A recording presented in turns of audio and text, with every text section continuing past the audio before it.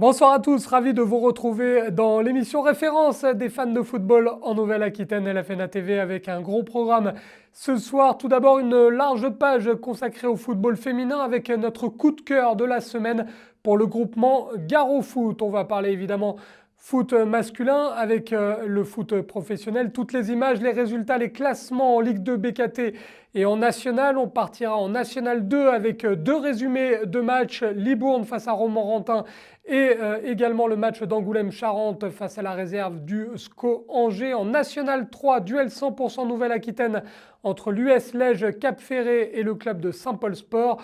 On partira aussi en Régional 3 avec le déplacement du FC Ozon sur la pelouse de Caponis. Et puis nous parlerons du festival U13 Foot Pitch qui a rendu son verdict concernant les phases départementales avec encore une grosse prestation du FC du Langonnet. Gros programme, vous l'avez compris, dans ce numéro 138 d'LFNA TV qui démarre tout de suite.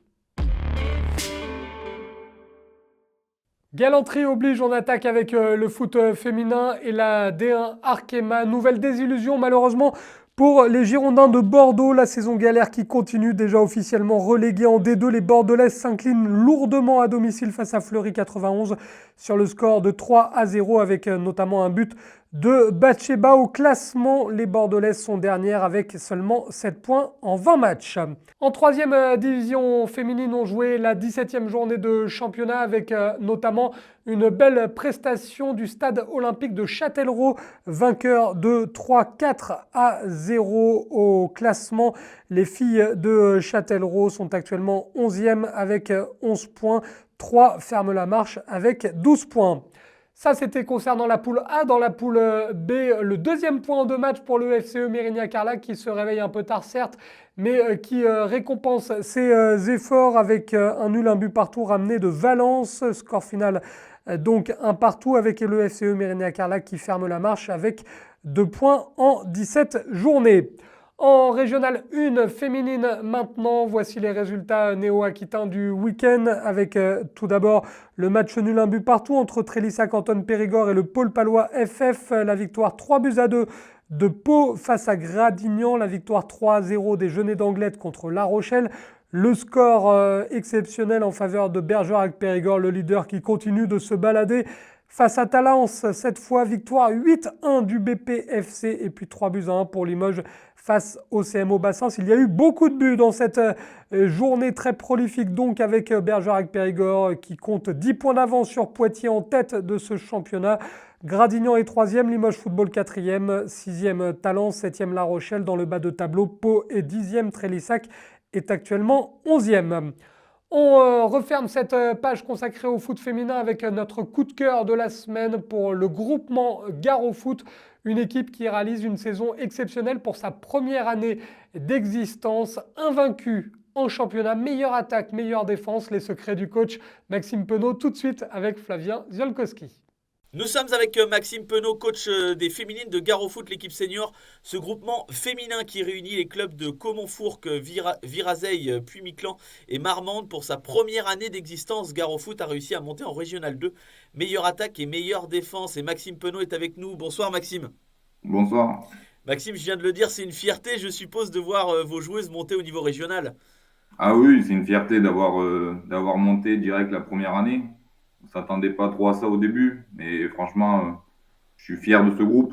C'était une bonne saison. Il nous reste un match encore pour finir en beauté, mais oui, extrêmement fier. Et c'était un objectif dès le départ pour votre première année d'existence Mais en vrai, l'année dernière, on avait déjà une entente via Razeille et Fourques, et on aurait pu monter. Et moi, j'avais refusé la montée parce que je savais pas trop où on partait exactement avec l'effectif. Donc, c'était mis dans la tête quand même d'essayer de remonter direct. Et ça a été accompli, on va dire facilement, oui et non, parce qu'au début c'était un peu dur au niveau effectif, mais après on a réussi à montrer que voilà, on avait un bon groupe et une bonne équipe. Justement, quel a été votre discours durant toute la saison? Puisque quand on est premier au classement, on a peur de temps en temps de s'emballer et de parler un petit peu trop vite. Et après, derrière, il faut assumer. Vous avez tenu la baraque, si je peux dire, jusqu'au bout. Oui, oui, après, début d'année, voilà, ce qu'on comptait vraiment, c'était la cohésion et l'ambiance d'équipe. Et au fur et à mesure qu'on prenait les matchs, on voyait que les résultats venaient. Et on s'est dit, ben, on va continuer comme ça. Et ça l'a fait tranquillement, sans se prendre la tête. surtout l'ambiance qui a apporté ça. Et après, voilà, on a un groupe de filles plus âgées et plus jeunes, et je pense que ça a aidé aussi. Les plus âgées ont gardé la tête froide et ont aidé les plus jeunes à garder leur puissance et leur niveau de jeu depuis le début de la saison. Est-ce que durant la saison, il y a eu des moments d'incertitude, de doute? Mais en Coupe de France, on se fait éliminer au second tour, on prend un 9-0 contre une très bonne équipe. Et là, j'ai eu un peu peur qu'on baisse la tête, qu'on se dise ouais, ça va être compliqué. Et en fait, j'ai vu que direct l'entraînement d'après, tout le monde était présent, on avait relevé la tête des compétitrices.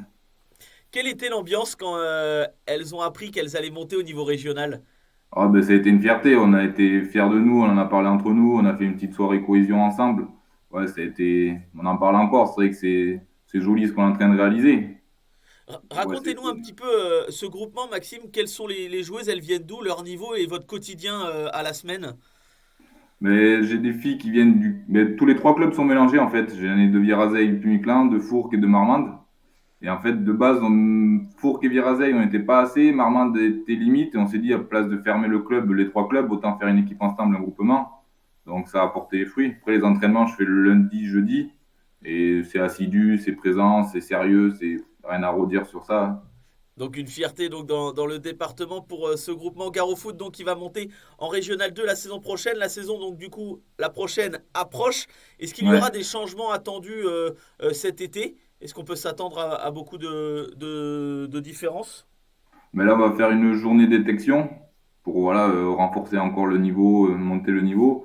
Et après, non, moi je pense que je vais rester, même pas avec mes dirigeants, mais je pense que je vais rester le coach principal. Et après, on va sûrement des recrues qui vont arriver. J'en ai déjà deux ou trois qui sont intéressés. Donc oui, on va essayer de faire quelque chose. Après, si on est un peu trop, peut-être monter une deuxième équipe à 8, faire jouer tout le monde. Parce que je suis pas du genre à laisser des filles à la maison autant que tout le monde joue, quoi. Donc là, on est en train de voir exactement comment faire.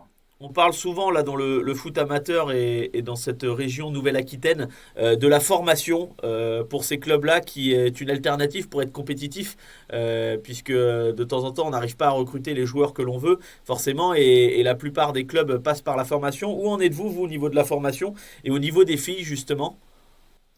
Mais moi, niveau entraîneur, on va dire, c'était une première équipe que je prends, on va dire, en sérieux. Parce que l'année dernière, je suis entraîneur à 8, c'était plus du loisir. Ben, moi, j'ai zéro formation. Et les filles, voilà, j'ai quelques filles expérimentées qui ont déjà joué en régional il y a une époque. Donc, et les jeunes de Marmande qui sont venus nous aider jouaient déjà en régional étant jeunes. Donc, je pense que ça a aidé aussi voilà, le rythme. Après, le pôle, ça va être vraiment ce qu'on veut faire, c'est faire monter nos équipes. Parce qu'on a deux équipes U14, U15, une équipe U17. C'est de mettre tout le monde en régional pour justement que les filles aient un bagage arrivé niveau senior, quoi. Et ben, en tout cas, on va suivre donc ce groupement Garo Foot la saison prochaine déjà, Maxime, et on suivra attentivement les changements cet été. Maxime Penaud, bravo à vous, bravo aux filles Merci. donc d'avoir accédé à cette Régionale 2 et merci à vous d'avoir répondu à quelques questions pour LFNA TV. Merci beaucoup, Maxime. Merci à vous. On passe maintenant au foot masculin avec tout d'abord la 32e journée de Ligue 2 BKT. Et encore une fois, Pau a réalisé une belle opération. Vous allez le voir, journée marquée donc par la victoire 4-1 des Béarnais sur la pelouse de Valenciennes. Valenciennes qui va mal après sa désillusion en demi-finale de la Coupe de France. Pau en profite, Pau 9e au classement, plus que jamais dans la course au barrage avec 2 points de retard sur le 5e Laval. De quoi faire trembler de joie le vestiaire béarnais après cette rencontre.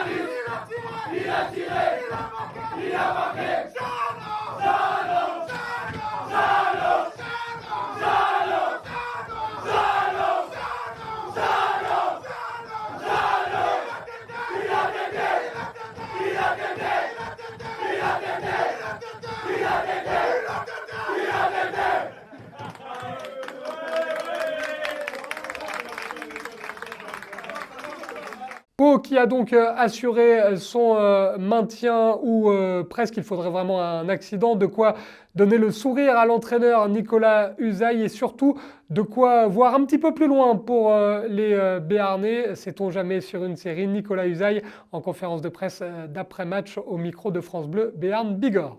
On a réussi à faire le break sur coup de pied arrêté, des phases de jeu où on était déficient depuis le début de l'année, là depuis quelques semaines. Ça nous permet de scorer dans des moments qui ne sont pas forcément où on était dans une bonne période. Mais le travail a été fait et j'estime qu'il a été bien fait. On a 47 points ce soir.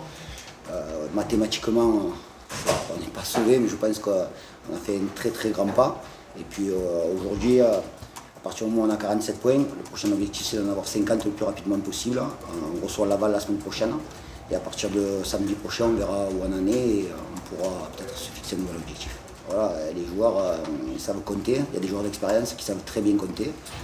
Mais pour ça, il faut qu'on soit très très rigoureux, qu'on soit peut-être un peu plus rigoureux que ce qu'on a pu être en première période. Mais on savait que ce genre d'équipe qui est en difficulté sur les fins de saison, il y a aussi de l'orgueil et donc il fallait être méfiant. Le fait d'avoir marqué très rapidement, ça nous a permis de nous mettre dans les meilleures dispositions. Mais oui, une grande satisfaction ce soir. Il y aura donc un match très important, vous l'avez compris, à domicile au Noustecamp samedi face à Laval pour pourquoi pas rêver plus haut à l'image du défenseur Sceaux qui lui garde évidemment les pieds sur terre mais qui ne s'empêche pas de rêver. On retrouve ce joueur au micro de France Bleu, Béarn Bigorre. Maintenant que le maintien est acquis, entre guillemets, on va déjà jouer le match de la semaine prochaine. Contre Laval qui est pas très loin de nous, si je ne me trompe pas, ils sont à 2 points ou 3 points. Donc à partir du moment où on gagne contre eux, on pourra peut-être se permettre d'avoir des ambitions un peu plus hautes. Donc je pense que ça va vraiment dépendre du match de la semaine prochaine. Après il y a beaucoup de concurrence, le championnat est très serré, ça peut aller très vite. Donc voilà, je pense que vraiment si on gagne la semaine prochaine, il y aura vraiment moyen de tenter un petit coup. Les sourires du côté de Pau et notamment du côté du visage de Noé Sceaux, le défenseur central du Pau Football Club. Le sourire dans le club béarnais, le masque malheureusement du côté du club bordelais, les Girondins de Bordeaux qui tombent à domicile une fois de plus avec une défaite 3-2 au Matmut Atlantique face à Bastia. Les Girondins qui restent dans le ventre mou à la 13e place du classement et forcément ce sont des joueurs déçus qui se sont présentés au micro de notre envoyé spécial Christophe Monzi à l'issue de la rencontre. La déception notamment de Gaëtan Vesbeck et de Jérémy Livolan. Nouvelle fois, beaucoup de frustration parce que, encore une fois, nos faiblesses ont ressurgi ce soir, malheureusement, une fois de plus, et c'est très frustrant, mais défensivement parlant. Je pense que vous l'avez vu. Voilà. Donc aujourd'hui, c'est frustrant. On se fait contrer à domicile. Derrière, on maîtrise tout le match, mais bon, à 3-0, c'est compliqué de revenir dans un match, quoi. Faut pas se mettre le feu. Si on se met le feu, c'est sûr, ça va pas bien se passer. Si on se met le feu, c'est pas comme ça que ça marche.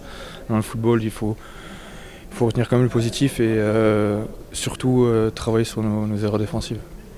C'est dommage, on sortait d'un bon match à Caen, un clean sheet, et d'un très bon match dans le jeu. Et voilà, ce soir, on pêche au bout des 30 premières minutes. C'est vraiment dommageable. Là, on a 8 points de Laval qui est 5e et 6 points du premier relégable. Voilà, on est dans le ventre mou. Il faut espérer que le résultat devant n'avance pas et que nous on gagne. Mais voilà, c'est vrai qu'il faut regarder plus derrière que devant aujourd'hui. Comme j'ai dit tout à l'heure, voilà, on n'enchaîne pas, donc c'est compliqué. Quand on ne fait pas de série en Ligue 2, on n'arrivera pas. Aujourd'hui, on voit des équipes comme Dunkerque, Annecy sont sorties d'en bas parce qu'ils ont fait des séries. Et nous, c'est ce qui nous manque aujourd'hui. On fait un très bon match à Caen et aujourd'hui on se pénalise tout seul, donc c'est très embêtant. Le national maintenant avec la 29e journée de championnat ce week-end. Niort voulait se relancer après avoir perdu le choc face au Red Star. Les Chamois niortais pour cela devaient battre le Gol FC. Le résumé de cette rencontre vous est proposé par Flavien Ziolkowski. Les Chamois niortais recevaient un mal classé et relégable, le Gaulle FC, l'équipe lyonnaise vendredi au stade René Gaillard. Et ça démarre fort pour les Niortais avec cette frappe de Sami Benchama qui vient tromper la vigilance du gardien Erwan Dreis. Erreur du portier adverse qui permet à Niort de mener 1-0 dès la 7e minute de jeu. Ça démarre fort en ce début de rencontre.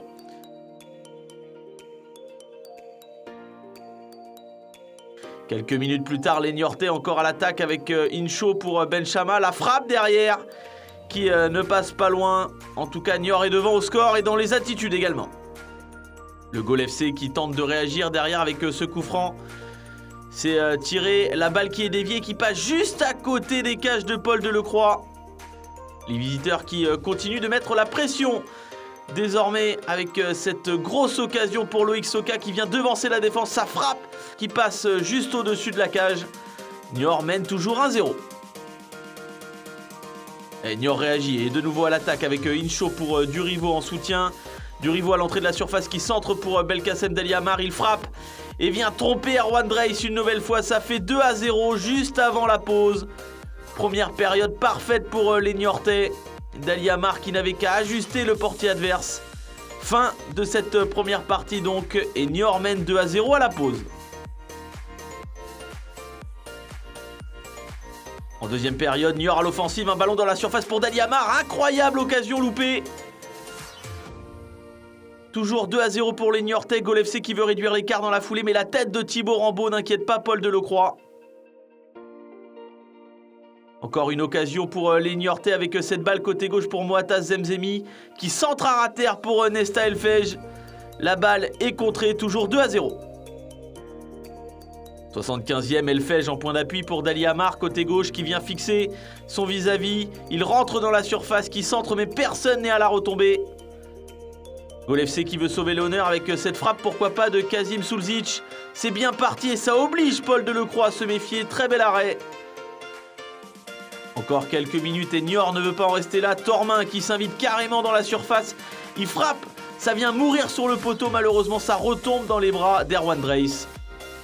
Allez, peut-être la dernière occasion pour Gaulle FC avec cet extérieur du pied pour trouver un coéquipier. Et ça inquiète Paul Delecroix, mais c'est bien dégagé en corner. L'arbitre qui siffle la fin de cette rencontre. Et Niort s'impose 2-0 et reprend la deuxième place au classement. Une très belle opération pour les Chamois.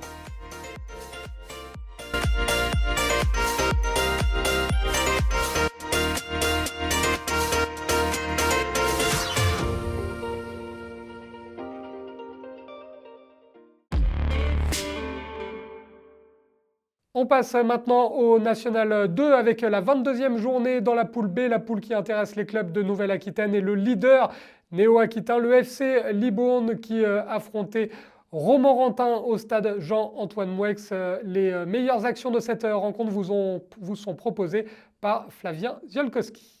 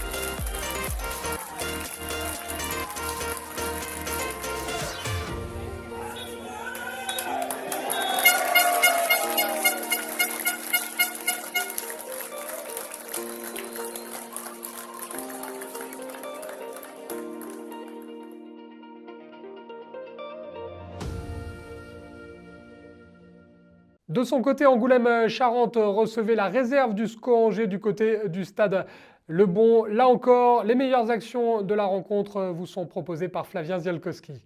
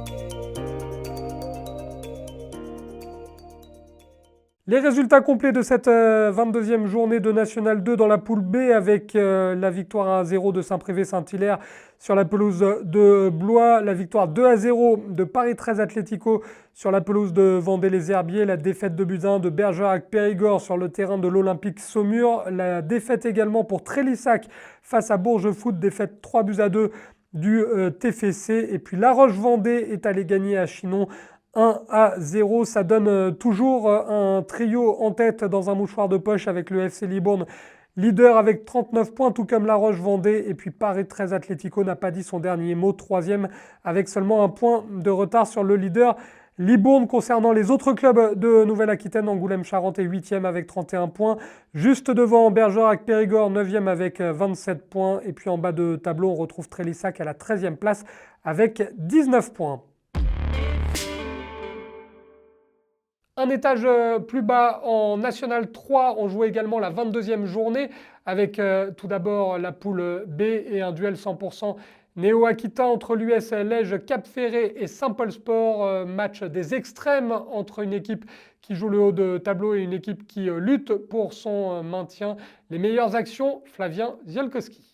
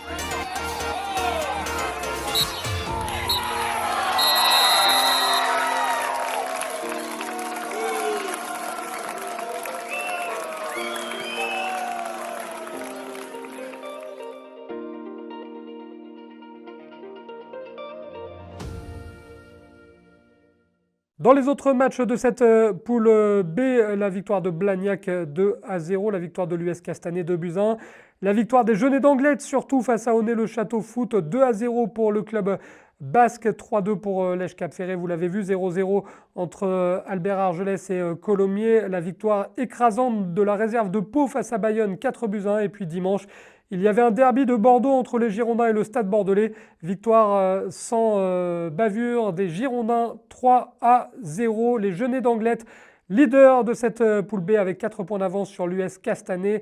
Pau est 4e, l'équipe de l'US Lèche Cap-Ferré est 6e avec 31 points devant Bayonne, 7e avec 29 points. Le Stade Bordelais est 8e, les Girondins de Bordeaux, la réserve 12e avec 24 points. Saint-Paul Sport détaché 13e avec 14 points.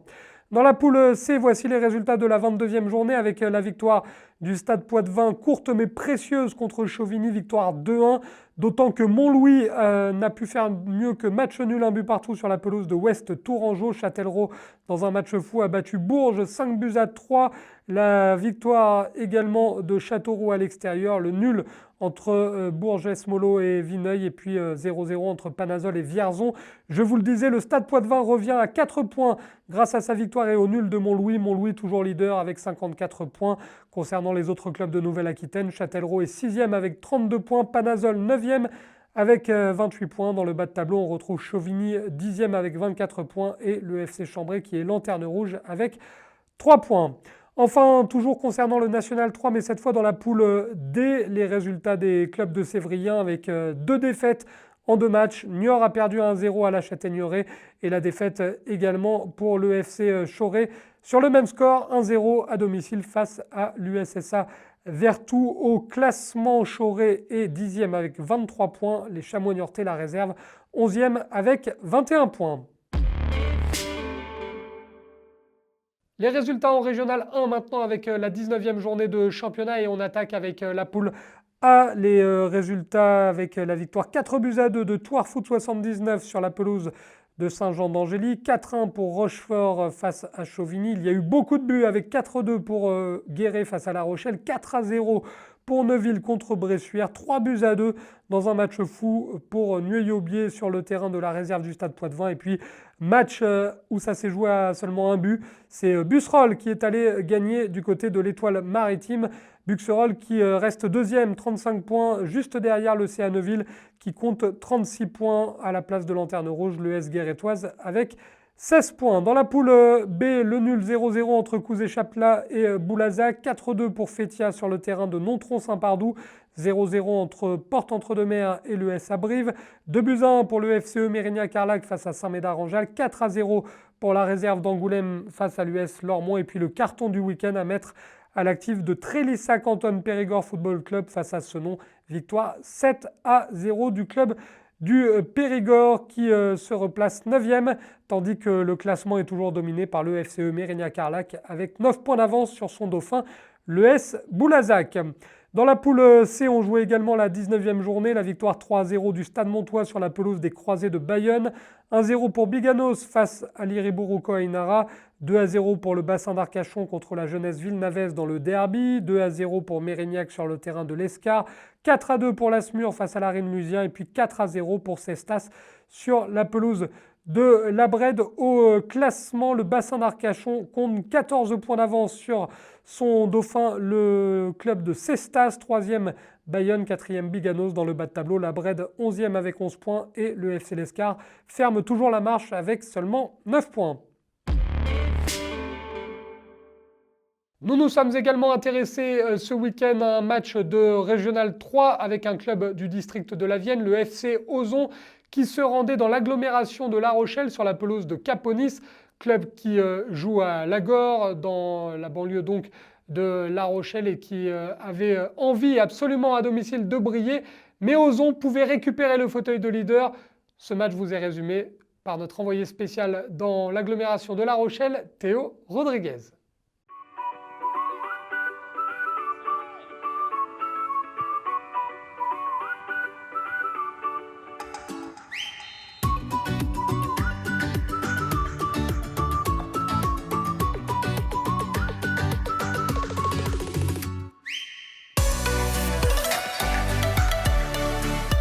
Neuvième journée de Régional 3, Caponis recevait Ozon au stade du Moulin-Benoît de Lagore. Un match à enjeu pour ces deux équipes puisque Caponis, 9e au classement de cette poule A, a besoin de points pour se maintenir, tandis que pour Ozon, co-leader avec Cerizay, une victoire ce dimanche leur permettrait de prendre la tête au classement avec encore un match de retard. Les 22 acteurs sont prêts et ils entrent sur la pelouse du Moulin-Benoît. L'arbitre de cette rencontre, M. Chalvidan, va pouvoir donner le coup d'envoi de cette rencontre.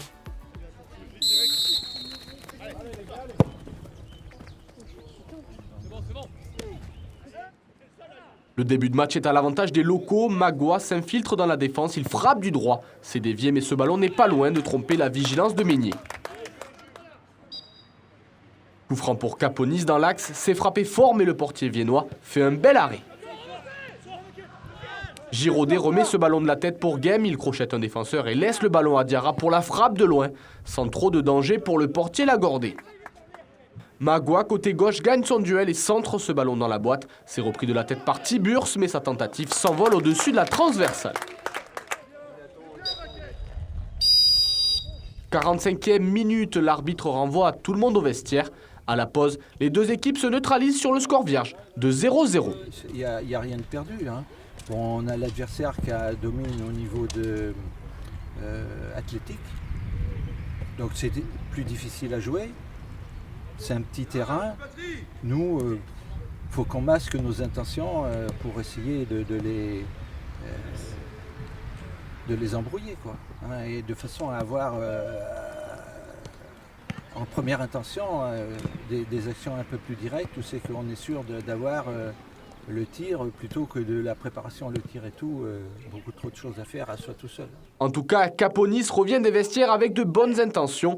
Magua pénètre dans la surface et prend sa chance du gauche. C'est stoppé par le portier adverse, mais ce ballon vit toujours, ça profite à Tiburce qui frappe du droit et avec un peu de réussite va tromper la vigilance de Meignier. Caponis ouvre le score dans les premières minutes de cette seconde période. Ça fait 1-0. y a un cafou.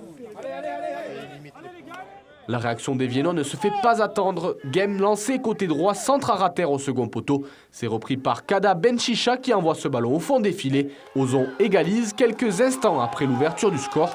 Un partout, le match est relancé.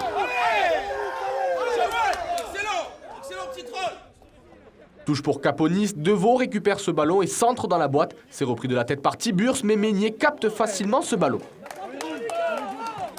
Coup franc pour Ozon dans les 30 mètres, c'est frappé fort par Giraudet qui envoie ce ballon petit filet côté gardien. Magnifique but du défenseur viennois qui permet à son équipe de prendre l'avantage à quelques minutes de la fin du temps réglementaire. On est dans le temps additionnel, Caponis tente le tout pour le tout. Le dégagement de Trichet tombe dans les pieds de la défense adverse. Diarra récupère ce ballon sombrero sur le gardien et volé du droit. Malheureusement, sa tentative n'est pas cadrée alors que les cages étaient vides. Dernière possession de cette rencontre pour les locaux. À la suite de cette touche, Garot tente une reprise de volée, mais sa frappe est stoppée par le portier adverse.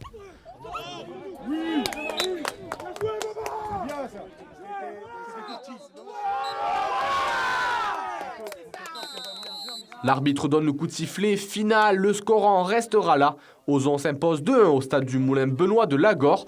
Beaucoup de frustration forcément pour les locaux qui ont tout de même livré une belle prestation. Ouais, c'est cruel parce qu'on fait une bonne première mi-temps, on fait 0-0, on tient bien, on est en bloc, on arrive à mener au score 1-0. C'était franchement à ce moment-là on se dit que accrocher un résultat. Et à la fin, bon, après je vais pas critiquer l'arbitre, mais bon peut-être une erreur d'arbitrage derrière coup franc et but bon, d'affilée. Où il y a eu beaucoup d'engagement des deux côtés, avec pas mal d'intensité. Alors ça peut poser le ballon, mais au final, ouais, fallait remporter les duels.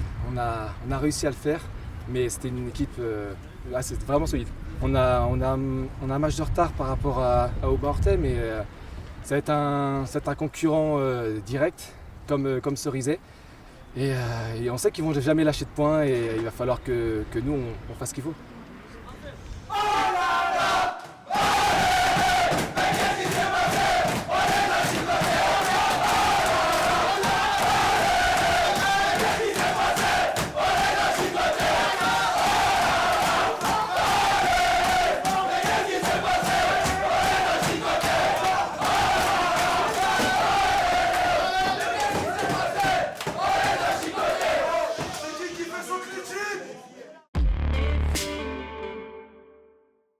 On termine cette émission avec une page consacrée au festival U13 Foot Pitch et un deuxième coup de cœur ce soir après notre coup de cœur pour les filles de Garo Foot, coup de cœur pour les jeunes U13 du FC du Langonnet, club qui a conservé son titre lors de la phase départementale et qui sera donc qualifié pour la finale régionale de ce festival U13 Foot Pitch.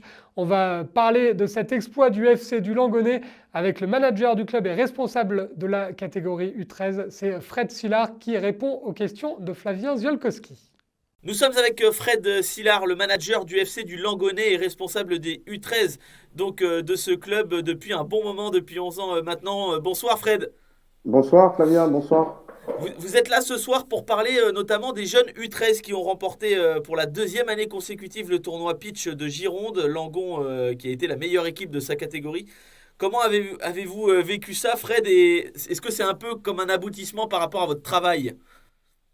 Oh, un aboutissement peut-être pas, mais c'est une continuité en tout cas. Cette continuité, c'est une continuité du travail fait par l'ensemble de l'école de foot depuis maintenant plus d'une dizaine d'années. Une stabilité aussi, parce que les éducateurs sont très stables chez nous.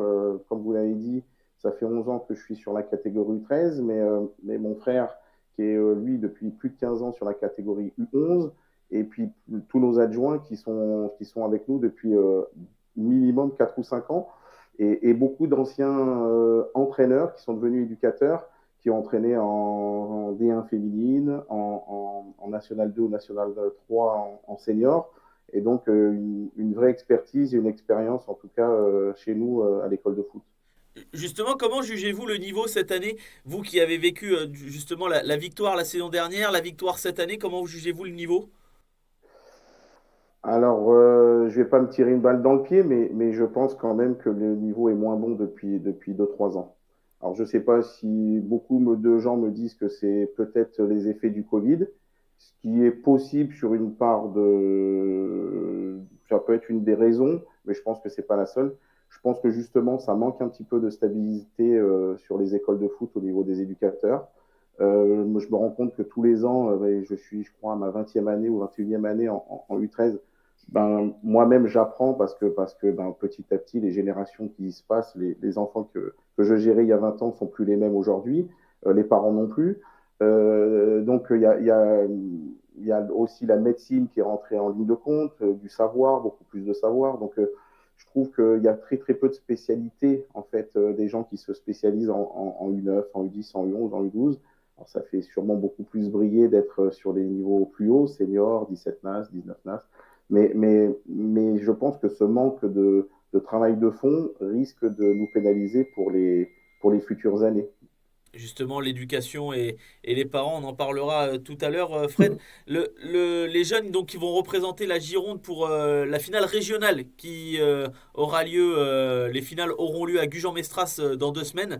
Il faut désormais préparer tout ça, la logistique, c'est un long travail. Ouais, c'est un long travail, mais je crois que je dois être le seul éducateur à avoir fait toutes les phases finales à Gujan-Mestras. Il y a peut-être le seul club, je crois, qui nous a accompagnés sur toutes les éditions, ça doit être Guéret. Donc, c'est pas de l'avantardisme, mais au bout d'un moment, on commence quand même à avoir une certaine routine, une certaine habitude. Dans mes groupes, j'ai souvent l'habitude aussi d'insérer toujours 2 ou 3 U12 au cas où l'année suivante on se qualifie. Et du coup, les parents aussi faisaient partie de la fête précédente. Du coup, eh ben, ça me permet d'être soulagé un petit peu sur ce côté logistique. Et on a déjà, nous, renvoyé toutes nos bons de commande et tout ça. Donc, on est plutôt bien. Et là, ben, moi, j'ai ma partie éducateur avec mon staff technique. Et donc, on est en train de préparer les enfants, mais c'est plus facile parce qu'il y a les vacances scolaires. Donc on y va tranquillou. Et puis, les parents, eux, se chargent de se préparer. On nous a tiré la Slovénie. C'est un petit peu nouveau. J'ai eu l'Écosse, j'ai eu l'Allemagne, j'ai eu la Croatie, j'ai eu l'année dernière l'Italie et on est tenant du titre du challenge des parents et de l'ambiance. Donc, j'imagine que cette génération-là va se donner aussi un défi et j'imagine que ben, on sera en concurrence avec beaucoup d'autres clubs. Donc, ça va être sympa. Parlez-nous un petit peu de votre quotidien, Fred Sillard, donc manager du club du FC du Langonnet et responsable U13, et votre discours que vous apportez aux jeunes tous les jours. Comment ça se passe? Parce que d'un côté, vous êtes manager par rapport aux équipes seniors et également les équipes inférieures, mais également responsable U13. Est-ce que c'est compliqué de concilier ces deux tâches? Pas du tout. À partir du moment où j'ai un bureau directeur, un comité directeur et des présidents, des vice-présidents qui me font totalement confiance et qui sont en phase avec le projet parce qu'on est à l'orée de ce projet tous ensemble. Bah, on forme tout pour nos équipes seniors. Donc, pour nous, c'est relativement facile. Je ne dis pas qu'on est dans un désert footballistique, mais on n'est pas aidé. Si je prends nos concurrents directs, ne serait-ce qu'en Gironde, le bassin bordelais, la Cube, c'est plus d'1 million d'habitants. Le bassin d'Arcachon ou le Libournais, c'est au moins le triple d'habitants par rapport à nous. Donc il y a peut-être moins de concurrence, mais il y a peut-être une plus grande stabilité. Donc on est plus enclin à garder nos enfants plus longtemps. Cependant, nous, notre objectif, il est clair, net et précis. Il est à deux étapes. Un, essayer de former au mieux. Et si possible d'envoyer des enfants au Pôle Espoir, des enfants dans les clubs pro, ce qui est le cas depuis 2-3 ans. On a un petit qui part à Monaco là en juin. On en a 2 autres qui viennent de signer au Girondin de Bordeaux. Ça fait 3 ans qu'on gardit le pôle aussi pour l'espoir de Talence. Donc pour un club comme le nôtre, c'est plutôt une grande satisfaction. Et puis l'objectif secondaire, enfin, pour rester sur la formation, après notre objectif, on le sait aussi, c'est qu'on va perdre nos meilleurs joueurs et on l'assume totalement. Aujourd'hui, je pense qu'il y a 4-5 joueurs qui sont dans le groupe U17 NAS de Marmande. Il y en a 3 ou 4 au SAM. Donc, je serais tenté de dire que sur cette génération, on est fournisseur officiel de joueurs des U17 NAS de la région. Donc, ça nous va très, très bien. Mais ça veut dire aussi qu'il faut que nous, on travaille très, très bien aussi sur les équipes B, C et D parce que c'est ceux-là qui risquent de fournir nos effectifs à terme. Donc, nous, que les joueurs de A, de B, de C et de D, ils sont tous sur la même planification annuelle. Ils travaillent de la même manière, alors avec à l'instant T des objectifs un petit peu différents parce que chaque enfant évolue à sa vitesse. Et puis ceux qui restent chez nous, c'est ceux qui remplissent notre équipe A, B, C senior. Si je prends la feuille de match d'hier, il y avait 9 joueurs formés au club et qui ont entre 18 et 22 ans. Donc ça nous va très très bien. Et aujourd'hui, on n'a pas spécialement à rougir par rapport à des écuries qui font peut-être moins de formation, puisque notre équipe première doit être à 3 points du premier aujourd'hui, à 3 journées de la fin, avec un âge médian de 20 ans et demi, je crois, de mémoire. Donc l'objectif est relativement tranquille pour moi, c'est-à-dire que le travail va de pair entre mon travail de formation et l'objectif final, en fait. Oui, parce qu'aujourd'hui, vous avez raison, Fred, que la formation, elle est au cœur de tous les problèmes, puisque c'est comme ça qu'on peut lutter également contre la concurrence et le nombre d'habitants autour de vous, vous l'avez dit. Et Langon, du coup, espère compter sur ces jeunes pousses pour après, bien évidemment, alimenter ces équipes seniors. Est-ce que la tâche la plus compliquée, Fred, ce ne serait pas l'éducation auprès des enfants et auprès des parents quand on a des grosses écuries qui viennent, par exemple, vous l'avez cité tout à l'heure, Monaco, auprès d'un jeune, quel est votre discours auprès des parents et auprès du jeune pour ne pas trop s'emballer, justement, parce que à 12-13 ans, bien évidemment, on commence à voir le niveau, mais il est peut-être encore un peu trop tôt. Qu'en pensez-vous? Je ne sais pas s'il est tôt ou s'il n'est pas tôt, c'est-à-dire que nous, on commence à être habitués, et puis nous, par nos cursus, un petit peu dans le club, on a beaucoup de gens qui ont un cursus de joueurs et tout ça, donc on est un petit peu paré à ce genre de choses. Après, dans l'ensemble, quand même, les clubs pro qui viennent nous solliciter font des démarches qui sont tout à fait cohérentes, c'est-à-dire qu'ils passent d'abord par le club, puis ensuite il y a un cheminement qui se fait un petit peu sur le tard avec les parents. Je pense que le problème, il est tout autre. C'est rarement sur les joueurs qui sont bons le problème. Parce qu'ils sont bons et donc ils sont contactés et qu'il n'y a pas trop de soucis. C'est sur justement les joueurs moyens et les joueurs, je qualifierais de moins bons, où là, c'est souvent là que les parents ne sont pas super objectifs sur la qualité de leurs enfants. Et c'est là que ça devient un petit peu toxique. C'est-à-dire que on est toujours, on a toujours affaire à des gens qui ont envie de choses. Et pour être très honnête, je ne sais pas si l'objectif premier c'est le football. Je pense que l'objectif, il suffit de dire l'équipe France Foot ou de se pencher sur Internet, on voit plus de chiffres avec beaucoup de zéros plutôt que de parler du cursus ou des sacrifices qu'ont fait les joueurs pour en arriver là. Donc tout de suite, les parents deviennent très très vite, moi j'ai un mot que je qualifierais très très vite de toxique, toxique pour leurs enfants. Et ça devient toxique pour les clubs et ça devient toxique pour notre football. Et donc c'est parfois très compliqué à gérer au sein des clubs. Mais nous, on a fait le choix très simple et clair, c'est-à-dire qu'en début de saison, on fait des réunions avec les parents, les joueurs, on met un cadre. Et puis, s'il dépasse une fois la limite, il y a un avertissement. Et puis, au bout de la deuxième fois, on fait en sorte que le petit soit exclu, tout simplement. Et c'est difficile, par exemple, pour un enfant d'exclure un enfant. Mais le fait est, c'est que si le parent ne participe pas à l'objectif collectif du club, nous, on a 465 licenciés. On ne peut pas, au détriment de 2, 3, 4, 5 personnes, mettre l'équilibre du club en difficulté. Donc, nous, on est très clair sur ça. Tant pis. Et même si c'est un très bon joueur. Et c'est votre gestion au quotidien, ça ne doit pas forcément être facile tous les jours. Vous avez eu affaire à ça durant votre expérience, vous, puisque le problème vient aussi du coup de l'éducation et puis des parents qui malheureusement enrayent cette spirale positive des clubs amateurs. Oui, mais Brian Costain a dû se séparer de 3 éléments. Mais être dirigeant, c'est aussi de prendre des décisions. Donc, moi, en tant que manager général, j'ai des décisions au quotidien à prendre. En tant qu'éducateur, j'ai des décisions à prendre. Le tout, c'est de les prendre. C'est-à-dire que parfois, c'est difficile de dire non à quelqu'un.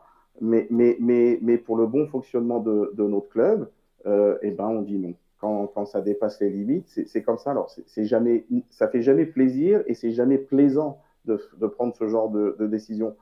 Mais le fait est, c'est que, je vous l'ai déjà dit tout à l'heure, 460 licenciés. Et moi, je suis un club moyen, je ne suis pas un gros club, je suis un club moyen. Il y a des clubs, des structures qui sont bien plus importantes que le nôtre.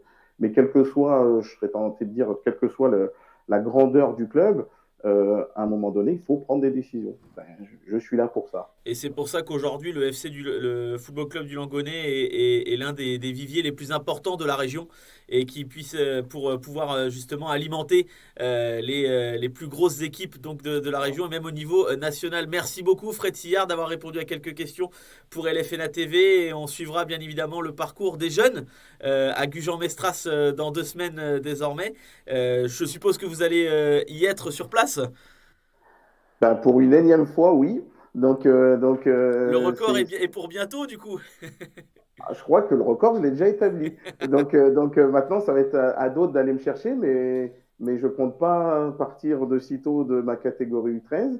Donc, ils courront, j'espère, encore longtemps après Langon et puis après mon record personnel. En tout cas, on suivra donc le parcours des jeunes pousses du FC du Langonnet à la finale à Gujan-Mestras et on suivra également le parcours de toutes les équipes seniors jusqu'à la fin de la saison et pour les années qui suivent. Merci beaucoup Fred Sillard et je vous souhaite une excellente soirée. Merci, vous de même.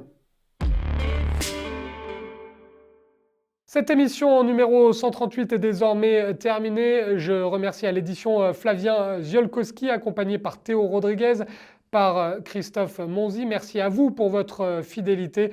Restez aussi fidèles que vous l'êtes à chaque émission en commentant et en partageant ce numéro 138 d'LFNA TV. Je vous retrouve évidemment lundi prochain pour le numéro 139. D'ici là, je vous souhaite une très bonne semaine et n'oubliez pas, le plus important, le football, qu'il soit professionnel ou amateur, ça reste un jeu.